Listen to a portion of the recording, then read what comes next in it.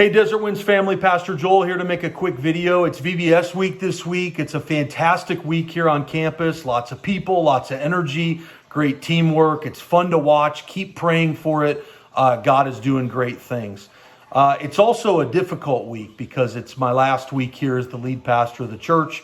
It's an emotional time, as you've seen, as you know. It's kind of how I roll. But I want to share some helpful information with you as we move towards that last day on Sunday.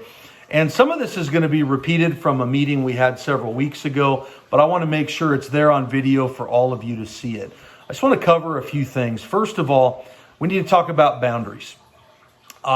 This is the toughest part of this equation because you're my family and we're family together.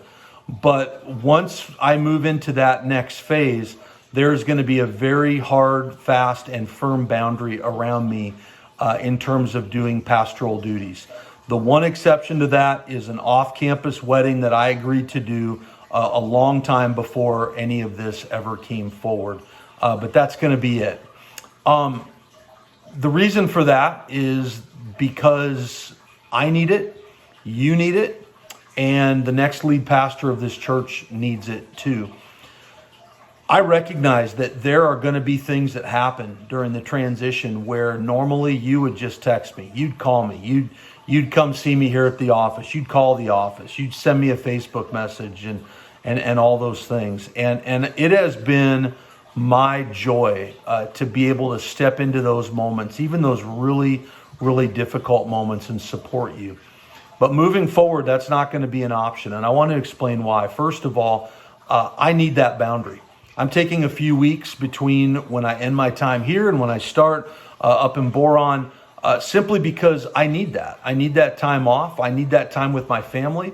My family is dealing with this in many ways just as much, and in some ways even more than I am. And we need to be together. We need to spend time together. We need to be focused on each other and doing those things that I would want you to do if I was giving you feedback about major changes in your life.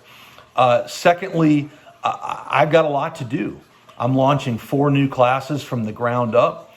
And while I have some resources and I've started and things are moving forward, it is a lot. It's a major transition, and that's going to demand my full focus. But you also need that transition. If you were to reach out to me every time, even if it's like, okay, Joel can just do this one thing, then what about the next just one thing? Or what about the person that I equally love who comes with a different situation? And then all of a sudden I'm just popping back and coming back and coming back, and you can't move on, and you need to move on. You need to move on from me and my time as your pastor, even though we hope and plan to return someday.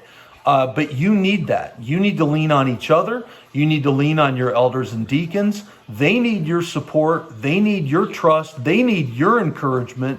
And that's not going to happen if I keep rolling in. That's not a healthy thing. Finally, your next lead pastor needs that. He needs to step into a situation where I'm not some kind of shadow pastor in the background that you guys, you're here to listen to him preach, but if I got a real need, you're gonna come to me. No, that just doesn't work. That is a formula for disaster, and we're not going to walk down that way. I have reached out to numerous people to get feedback on this, and the feedback has been almost unanimous. When I go, I have to go. And so you need to know how to connect with your church if you're used to just connecting with me. And the first thing is call the office. If it's normal office hours, call the office. And Nancy and the staff will get you connected where you need to be connected. The other great way to connect, we've set this up, is to use that email address, info@dwccav.org. We've made a change to that account so that every email that goes to that email address goes to every one of our leaders, elders, deacons, and staff. That means that someone's going to see it quickly, and they're going to get together and figure out how to meet that need and how to serve you. If it's an emergency, and when I mean emergency, I'm not talking about man, I'm sad, Joel, because the Chargers lost to the Chiefs for the 45th straight time, and I need counseling about that. First of all, you should have expected that. But secondly, there are real things that happen in the middle of the night. And if something real happens in the middle of the night, you call the church office, and there is going to be a new message up there. And at the end of that message, there is going to be a phone number for you to call for dire pastoral emergencies in the middle of the night. It'll go to one of our leaders, and he is going to make sure that someone is going to be there, if not him, to take care of you. So use those things. Hey, subscribe to our email, read the bulletin, connect on social media, be dialed into all of those things. And I just want to say this too, encourage your leaders. They are ready. They're going to have a learning curve with some of this stuff. But they're going to figure it out, and they are fired up. They're passionate for this church. They are excited about the future of this church, and I am too.